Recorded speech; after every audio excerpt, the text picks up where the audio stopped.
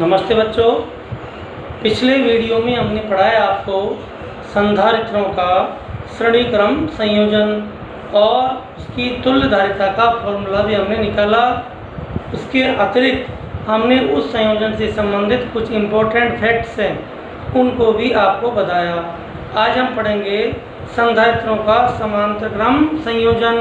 ठीक, तो आज का अपना टॉपिक है संधारित्रों का समांतर क्रम संयोजन। पहले संयोजन को समझते हैं कि ये संयोजन क्या है, उसके बाद इस संयोजन की तुल्यधारिता निकालेंगे और फिर इसकी भी इम्पोर्टेंट जो बातें हैं उनको पढ़ेंगे।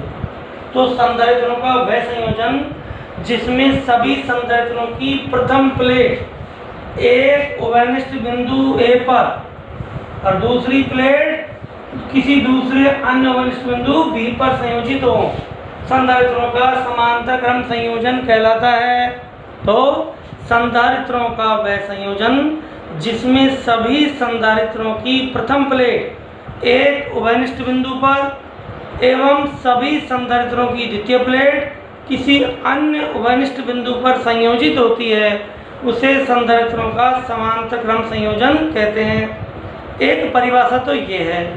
दूसरी परिभाषा लिखनी चाहिए जिसको हम बताएंगे आगे कि संधारित्रों का वह संयोजन जिसमें सभी संधारित्रों की प्लेटों के मध्य विभवांतर समान होता है, उसे संधारित्रों का समांतर क्रम संयोजन कहते हैं। समांतर क्रम संयोजन में विभवांतर समान होता है और श्रेणीक्रम संयोजन में आवेश बराबर समान होता है। तो ये दूसरी परिभाषा भी हम दे सकते हैं। अब हम इसकी तुल्यधारिता निकालेंगे। माना C1, C2, C3 धारिता के तीन संधारित्र V वोल्ट की बैटरी के साथ बिंदुओं A और B के बीच समांतर क्रम में संयोजित है। अब देखिए, ये जो संधारित्र हैं इनकी धारिताएं अलग अलग हैं। आप सपोज करो कि हमारे पास तीन बर्तन हैं और उन बर्तनों को हम इस प्रकार से पानी से भरें, वो उनकी धारिता अलग अलग है।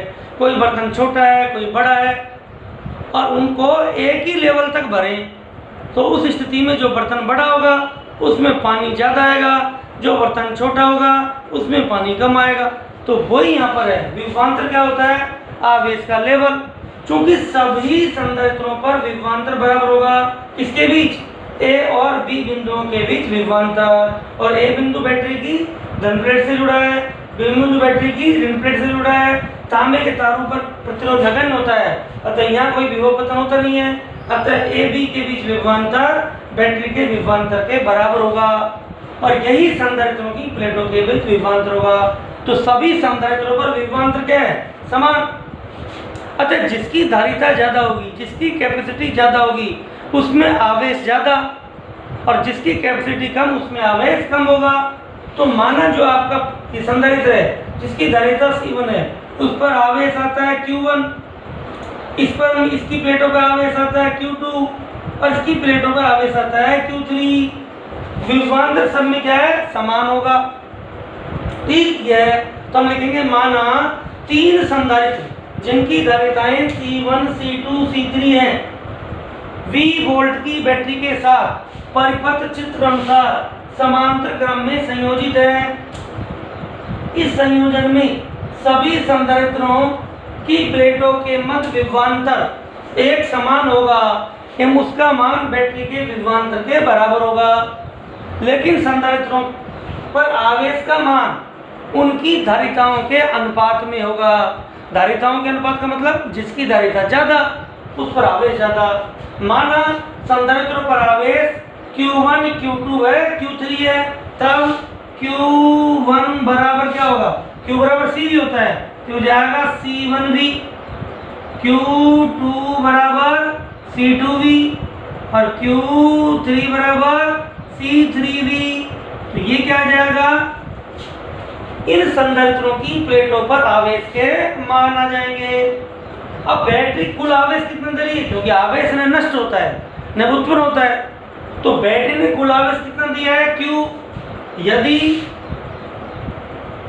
बैटरी द्वारा दिया गया कुल आवेश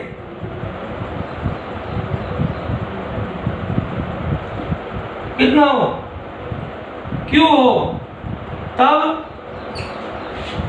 क्या हो जाएगा, Q बराबर Q1 plus Q2 plus Q3। अब Q is equal to C1V plus C2V plus C3V। Q is equal to V common, C1 plus C2 plus C3, या Q upon V is equal to C1 plus C2 plus C3, या आपकी equation number 1 आ जाएगी। अब बात करते हैं इसकी तुल्यधारिता। इन तीनों संधारित्रों के बराबर इफेक्ट दिखाने वाला वो संधारित्र है। तीनों जुड़कर, तीनों संधारित्र समांतर क्रम में जुड़कर किस संधारित्र की बराबरी कर रहे हैं, तो वो संधारित्र इसका तुल्य संधारित्र कहलाता है। जो कि समांतर क्रम में जुड़ रहे हैं, अंग्रेजी में पैरेलल बोलते हैं। अतः तुल्यधारिता को हमने किसे लिख दिया, Cp से। आवेश बैटरी कितना दे रही है, Q, तो इस पर आवेश कितना होगा, Q, विभवांतर कितना होगा, वही V। ठीक, यदि संयोजन की तुल्यधारिता, यदि संयोजन की तुल्यधारिता Cp हो, तब तुल्य परिपथ से क्या हो जाएगा, तुल्य परिपथ से, तुल्य परिपथ हो जाएगा Q बराबर CPV, या Q बटा V बराबर Cp। ये समीकरण नंबर 2 ये आ गया। समीकरण 1 व 2 से क्या लिख सकते हैं, 1 11 2 11, Q बटा V की जगह रखते हैं Cp, तो Cp मानी equivalent capacitance in parallel combination. Cp is equal to C1 plus C2 plus C3। ये क्या आ गया, समांतर क्रम संयोजन की तुल्यधारिता का फॉर्मूला आ गया है। इसी तरह से यदि n संधारित्र संयोजित हो तो Cp बराबर C1 plus C2 plus C3 plus dash dash plus Cn, ये जनरल फॉर्मूला हो जाएगा।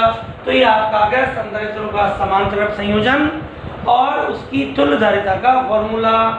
तो क्या देखा हमने संयोजन में, ध्यान रखना है, इस संयोजन में सभी संधारित्रों की प्लेटों के मध्य विभवांतर समान होगा। जबकि श्रेणीक्रम संयोजन में क्या थी, आपका आवेश समान था और यहाँ पर विभवांतर समान है।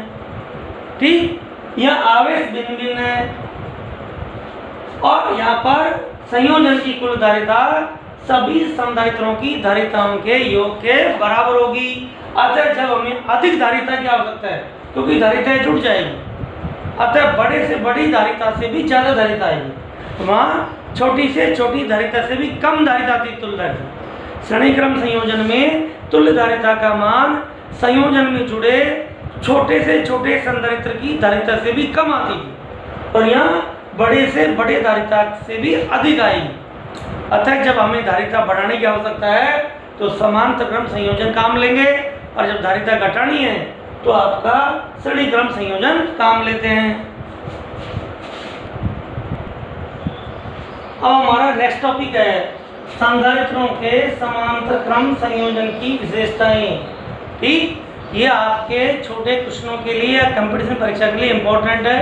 नंबर फर्स्ट, इस संयोजन में सभी संधारित्रों की प्लेटों के मध्य विभवांतर समान होगा, अर्थात V1 अनुपात V2 अनुपात V3 अनुपात डैश डैश बराबर 1 अनुपात 1 अनुपात 1 अनुपात इस तरह। अर्थात इस श्रेणीक्रम संयोजन में आपकी सभी संधारित्रों पर आवेश समान होता है और यहाँ विभवांतर समान होता है। सेकंड, वहाँ पर विभवांतर धारिताओं के क्रमानुपाती होता है और यहाँ पर आवेश Q1 अनुपात Q2 अनुपात Q3 अनुपात उनकी धारिताओं के समानुपाती होगा। समांतर क्रम संयोजन में संधारित्र की प्लेटों पर आवेश उनकी धारिताओं के अनुपात में होगा। जिसकी धारिता ज़्यादा होगी उस पर आवेश ज़्यादा होगा। सीधी सी बात है, जब आवेश के लेवल बराबर है ठीक, सॉरी, लेवल बराबर है तो जो बड़ी धारिता का है उसमें ज़्यादा आवेश होगा, कम धारिता का उसमें कम आवेश होगा। नंबर थर्ड, इस संयोजन की तुल्य धारिता संयोजन में जुड़े सबसे बड़े संधारित्र की धारिता से अधिक होती है। तुल्य धारिता का मान सभी धारिताओं के योग के बराबर होती है। अतः जब धारिता बढ़ानी है, जब धारिता है बढ़ानी है, तब इस संयोजन को हम काम में लेंगे। ठीक, यह नंबर 4, यदि सी धारिता की n संधारित्र समांतर क्रम में जुड़े हों तो तुल्य धारिता Cp बराबर होगी NC, C plus C 2C, C plus C plus C 3C, C plus C n बार जोड़ेंगे तो NC। ये कब है? जब n संधारित्र जिनकी धारिताएं समान है, समांतर क्रम में जुड़े हो तो तुल्य धारिता एक संधारित्र की धारिता का n गुना होगी। और जो 5वां टॉपिक है वो थोड़ा सा आपको मैं समझाता हूँ। अब देखो बच्चों, यदि किसी संधारित्र की प्लेटों के मध्य में परावैद्युत माध्यम की पट्टिकाएं आपकी संधारित्र की प्लेटों का जो क्षेत्रफल है, प्लेटों के लंबवत, पहले कितनी कैसे ली थी? समांतर, अब आडी पट्टियां रखी हुई ऐसे, अर्थात हॉरिजॉन्टल पट्टियां रखी हो। माना इस पट्टी का क्षेत्रफल है, उदाहरण के लिए बराबर मान लेते हैं, तीसरा हिस्सा ये है, तीसरा हिस्सा ये है, तीसरा हिस्सा है a/3 a/3। ठीक, तो ये जो इस संधारित्र की धारिता निकाले कैसे? तो इस तरह की संधारित्रों की धारिता हम ये मान सकते हैं कि ये जो संधारित्र को, ये संधारित्र अलग है, ये अलग है, ये अलग है और तीनों समांतर क्रम में जुड़ रहे हैं। यदि किसी संधारित्र की प्लेटों के मध्य में परावैद्युत माध्यम आपकी पट्टिकाओं के लंबवत रखा हो तो उन पट्टिकाओं द्वारा निर्मित अलग अलग संधारित्रों के समांतर क्रम संयोजन के तुल्य होगी। अब देखो, इसकी धारिता मान लें तो इसकी क्या होगी? C1 = epsilon R1 a/3, a/3 नीचे आ जाएगा, a/3d, और C2 क्या हो जाएगा? एप्सिलॉन R2 a/3d, और C3 क्या होगा? Epsilon R3 a/3d। अब देखिए, चूंकि तीनों परावैद्युत माध्यम समान क्षेत्र पर रखे हैं, अतः इनमें परावैद्युतांक क्या लें? इसलिए हम ये मान लें कि इनका औसत परावैद्युतांक ले लें, क्योंकि सभी क्या है? बराबर क्षेत्रफल में। तो बताओ इसकी धारिता क्या हो जाएगी? C = एप्सिलॉन, ठीक, और epsilon R1 plus epsilon R2 plus epsilon R3/3 into कुल क्षेत्रफल क्या होगा? a/3 अपॉन क्या हो गया? d। इसकी धारिता हम एक संधारित्र के रूप में निकालना चाहें तो फिर ये होनी चाहिए। समझ में आ गया?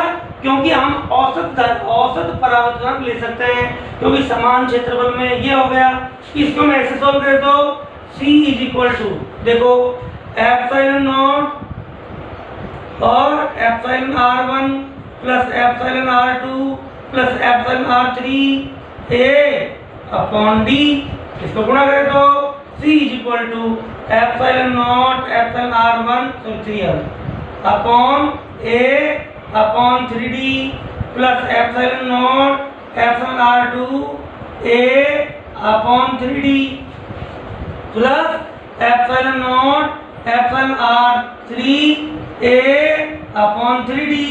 अब ये क्या आ गया? ये आप समीकरण 1 ले लो। समीकरण 1 से मान रखने पर C = C1 plus C2 plus C3, लेकिन ये तो आपके समांतर क्रम संयोजन का सूत्र है। अतः इस तरह की पट्टिकाएं रखी हो तो वो समांतर क्रम संयोजन के तुल्य धारित हो। ये अलग संधारित्र, ये अलग संधारित्र, ये अलग संधारित्र, और इनको समांतर क्रम में मानते हुए तुल्य धारिता निकाल लो। देखो, इसको हम ऐसे भी लिख सकते हैं आगे, C = इसमें एप्सिलॉन नॉट और किसको कॉमन ले लें? डी को कॉमन ले लें, epsilon not upon D common ले लें तो क्या बच जाएगा बोलो, ये हो जाएगा एप्सिलॉन r1 a बटा डी a बटा 3 प्लस एप्सिलॉन r a बटा 3 प्लस एप्सिलॉन r a बटा 3। अब आपके मन में प्रश्न ये उठ रहा होगा, साहब ये क्षेत्रफल अलग अलग हो तो माना ये क्षेत्रफल है कोई a1 अलग अलग है, माना ये क्षेत्रफल है a2, माना ये क्षेत्रफल है a3, तो धारिता क्या होगी, तो हो जाएगा epsilon not upon D epsilon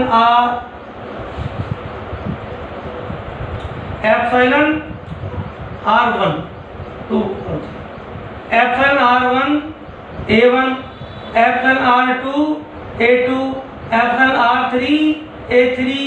तो ये आपका जनरल फॉर्मूला आ जाएगा कि यदि, दोबारा फिर बता रहा हूं, यदि किसी संधारित्र की प्लेटों के मध्य में epsilon r1 epsilon r2 epsilon r3 एवं a1 a2 a3 क्षेत्रफल वाली प्लेटें संधारित्र की प्लेटों के अभिलंबित रखी हो तो धारिता क्या होगी, C = epsilon not upon D epsilon r1 a1 plus epsilon r2 a2 plus epsilon r3 a3।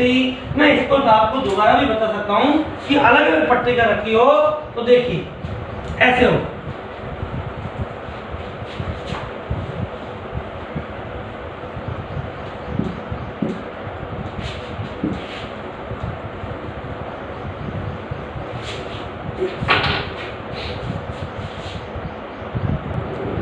जैसे बच्चों जैसे आपकी ये संधारित्र है और कहे कि इसकी धारिता निकालो तो आपको देखना है सबसे पहले तो दो पट्टियां आडी रखी हुई हैं प्लेटों के लंबवत, परावर्तन कितने epsilon r1 epsilon r2 n पट्टियां हैं, तो इसकी धारिता लिखोगे C = epsilon not upon D, माना पट्टिकाओं के बीच डिस्टेंस कितनी है d, और क्या लिखोगे epsilon r1 a1 plus epsilon r2 a2 plus epsilon rn an। इस तरह से इस फॉर्मूले के द्वारा इसकी धारिता निकालेंगे। अब आप देखो यदि ये क्षेत्रफल बराबर हो तो जैसे तीन पट्टियां होती तो a/3 बार कॉमन हो जाता और अपना पिछला वाला फॉर्मूला बन जाता, ठीक। तो इस तरह से यदि ऐसे रखे हो तो हमें इस तरह से करना है। अब आपके इस चैप्टर में जो सबसे इंपॉर्टेंट न्यूमेरिकल आते हैं या बोर्ड एग्जाम में क्वेश्चन आएंगे या कंपटीशन में आते हैं वो कॉम्बिनेशन के ही आते हैं, ठीक। तो आपने देखा कि यदि संधारित्रों को हम समांतर क्रम में जोड़ते हैं तो धारिता बढ़ती है और श्रेणी क्रम में जोड़े तो धारिता घटती है, ठीक। तो इसके लिए ऐसी प्रॉब्लम को सॉल्व करें, जैसे आपके पास कोई संयोजन का प्रश्न आता है, खूब सारे संधारित्रों को मिश्रित क्रम में जोड़ेंगे, श्रेणी भी होगा समांतर भी होगा, तो इसके क्वेश्चंस कैसे हल करेंगे। जब क्वेश्चन हल करेंगे उससे पहले कुछ ट्रिक्स भी काम में लेनी पड़ती हैं, वो भी बताएंगे। लेकिन अब उससे पहले नेक्स्ट वीडियो में पढ़ेंगे आपके संधारित्र की ऊर्जा और प्लेटों के बीच ऊर्जा घनत्व, ठीक। दो टॉपिक बच रहे हैं, एक तो बच रहा है संधारित्र की ऊर्जा घनत्व और श्रेणी क्रम संयोजन में ऊर्जा और समांतर क्रम संयोजन में ऊर्जा, एक तो ऊर्जा वाला टॉपिक बच रहा है। एक है संधारित्रों के आवेशों को, यदि आवेशी चालकों को हम परस्पर जोड़ दें तो आवेशों का पुनर्वितरण रीडिस्ट्रीब्यूशन क्या होता है, उनका उभयनिष्ठ विभव क्या होगा, उन पर आवेश के मान क्या होंगे, वो लास्ट टॉपिक बच रहा है। और ऊर्जा की कितनी हानि होगी, उसके बाद ये चैप्टर समाप्त हो जाएगा, ठीक। और फिर आपकी यूनिट भी समाप्त हो जाएगी। इस यूनिट समाप्त होने के बाद सबसे पहले तो हम इस चैप्टर के न्यूमेरिकल प्रॉब्लम करेंगे, उसके बाद पूरी यूनिट की कॉम्पिटिटिव एग्जाम में आने वाले क्वेश्चनों को सॉल्व करेंगे। थैंक यू बच्चों।